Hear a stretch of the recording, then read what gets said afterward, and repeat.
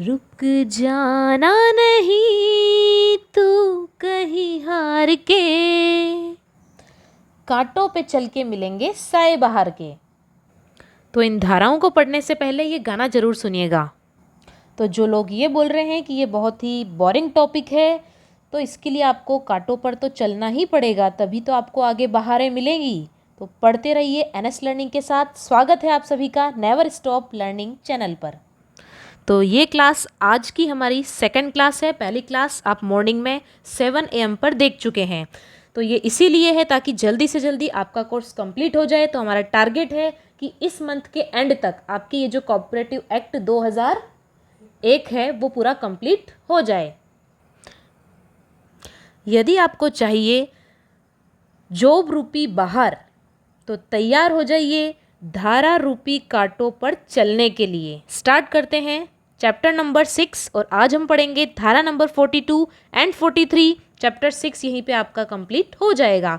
Next video में हम पढ़ेंगे चैप्टर नंबर 7। चैप्टर नंबर 7 से पहले हम पढ़ेंगे चैप्टर नंबर 6 के सारे मोस्ट इम्पॉर्टेंट MCQs जो कि आपके परीक्षा में आ सकते हैं।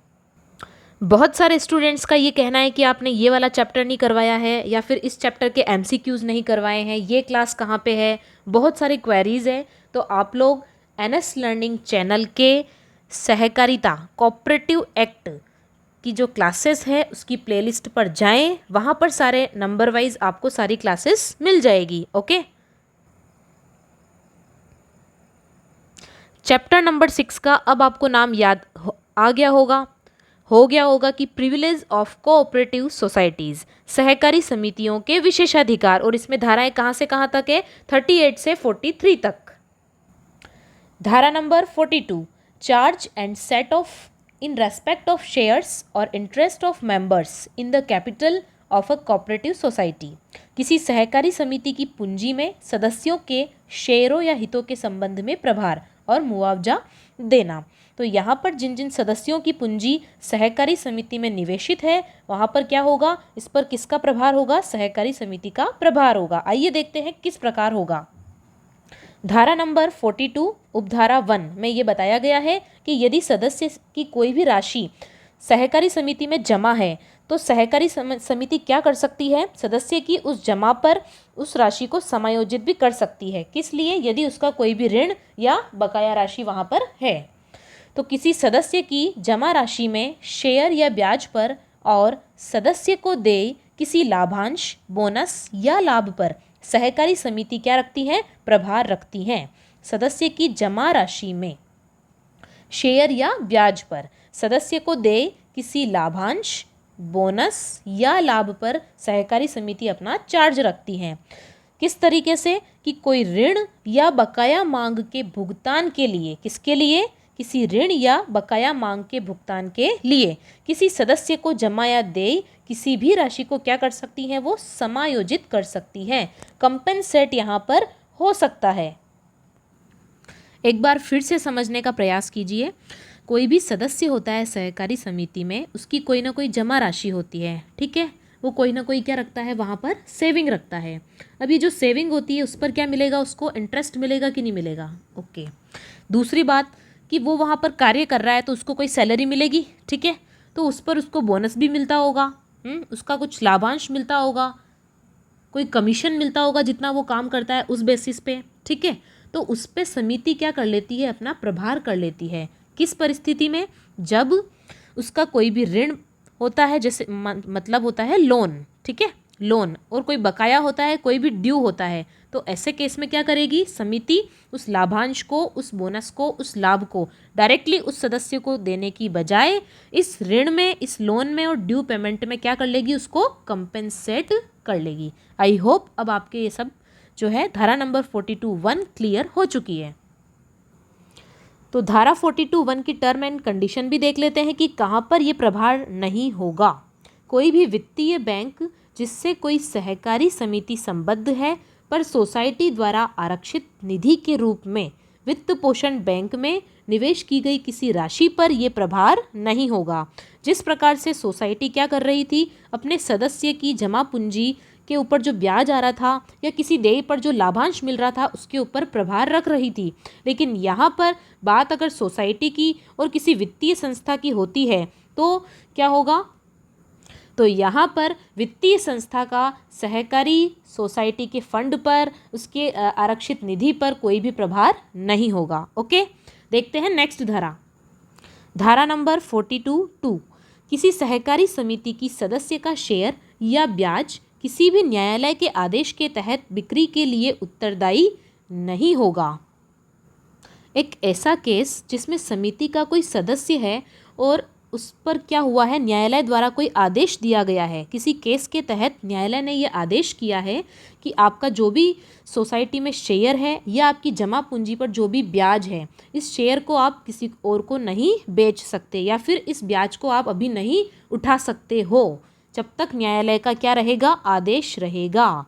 तो किसी भी ऋण या दायित्व और एक आधिकारिक समनुदेशिती या एक रिसीवर दिवाला से संबंधित किसी भी कानून के तहत इस तरह के शेयर या ब्याज का हकदार नहीं होगा, उस पर कोई भी दावा नहीं करेगा। सपोज़ वो न्यायालय के आदेश जो दिया है उस केस में वो दिवालिया घोषित हो जाता है कि भाई उसके पास कोई भी रुपए अब नहीं है कि वो अपना लोन जो है उसको चुकता कर सके, कोई भी ऐसी चीज़ है, कोई भी ऋण, कोई भी दायित्व अगर नहीं कर पा रहा है वो, तो ऐसे केस में क्या होगा, उसका जो भी शेयर होगा समिति में और जो भी उसका ब्याज कोई भी रकम बन रही होगी तो उसको वो वहाँ से नहीं उठा सकता है। ठीक है, उसके लिए आवेदन नहीं करेगा, नहीं उसको बेच सकता है। तो विजय माल्या का नाम तो सबने सुना ही होगा। इसमें एक वही एग्जाम्पल याद आ रहा है कि उसने क्या कर दिया था, अपने आप को दिवालिया घोषित कर दिया। ठीक है, तो अब क्या होगा, उसकी जो भी संबंधित प्रॉपर्टी होगी, जो भी उसके शेयर होंगे, उस पर कौन कब्जा कर लेगा, सरकार ने कब्जा कर लिया। अब वो ये आवेदन नहीं कर सकता कि ये चीज़ें मेरी है और मुझे ये चाहिए। अब जो चीज़ सरकार के हक में है, सरकार के पास में है, किसी सोसाइटी में है, किसी बैंक में है या किसी भी ज़मीन के रूप में, ठीक है, प्रॉपर्टी के रूप में जो भी चीज़ें यहाँ पर है उस पर किसका कब्जा होगा, अब सरकारी कब्जा होगा। किसके अनुसार, न्यायालय के आदेश के अनुसार। ओके, तो धारा नंबर 42 सेकंड क्लियर। नेक्स्ट देखते हैं धारा नंबर 42 कंप्लीट हो गई है, 43 इसकी लास्ट धारा है। तो exemption from certain taxes, fees and duties, कौन कौन सी कंडीशंस में टैक्स में, फीस में और ड्यूटीज में क्या मिल जाएगा, आपको छूट मिल जाएगी। ओके, कुछ करों शुल्कों में छूट की बात यहाँ पर हो रही है। जैसे हम कभी एफिडेविट बनवाने जाते हैं, स्टाम्प बनवाने जाते हैं, तो ये सारी चीज़ें अगर गवर्नमेंट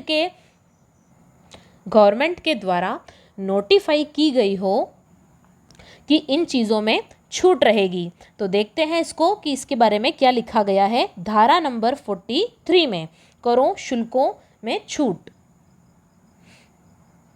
धारा नंबर 43(1) सरकार सरकारी राजपत्र में अधिसूचना द्वारा सहकारी समितियों के किसी भी वर्ग के संबंध में क्या कहेगी, उसको नेक्स्ट देखते हैं हम।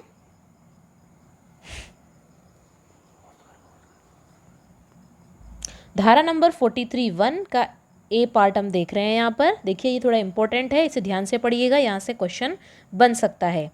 तो सरकार द्वारा राजपत्र में अधिसूचना जारी होने पर स्टाम्प शुल्क में क्या दी जाएगी, छूट दी जाएगी। ये बात याद रखिएगा कि यहाँ पर किस में छूट मिलती है, स्टाम्प शुल्क में छूट मिलती है। देखे होंगे आपने जो स्टाम्प होते हैं वो 10 रुपये, 50 रुपये, 100 रुपये के, है ना, 1000, 500 जो भी होते हैं। तो इस तरीके के स्टाम्प शुल्क में क्या मिलती है, यहाँ पर छूट मिलती है। कब, जब सरकार द्वारा राजपत्र में कोई अधिसूचना जारी होती है उससे संबंधित किसी बात के लिए।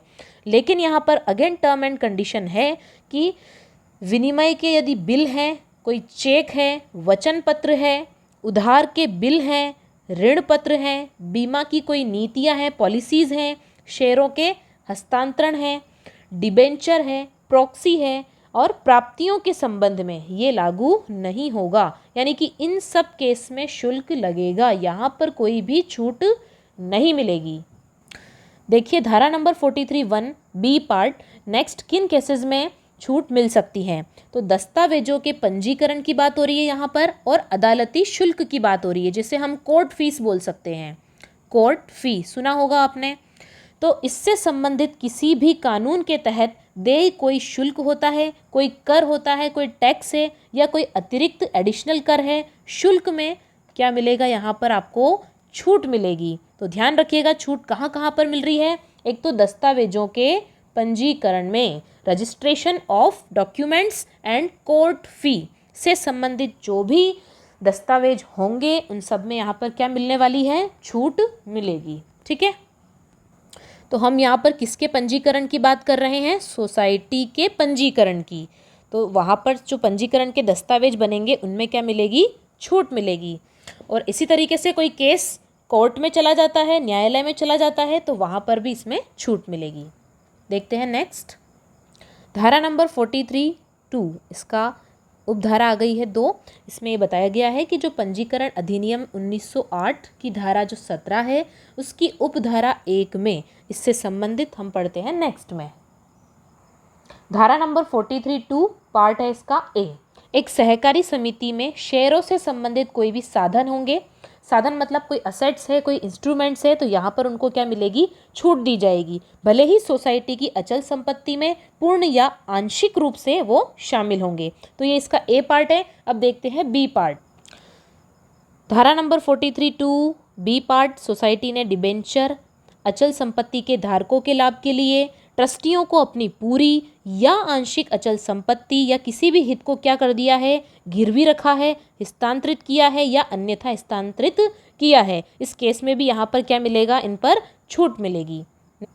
धारा नंबर 43(2) सी पार्ट देख लेते हैं इसका जल्दी से। सी पार्ट में क्या बताया गया है कि ऐसे किसी भी सोसाइटी द्वारा जारी किसी भी डिबेंचर पर कोई समर्थन या हस्तांतरण हो तब भी वहाँ पर क्या मिलने वाली है, छूट मिलेगी। तो ये सारी चीज़ें कंप्लीट होती है चैप्टर नंबर 6 के साथ में। तो रेडी रहिएगा नेक्स्ट क्लास में MCQ के जवाब देने के लिए। तब तक के लिए मिलते हैं।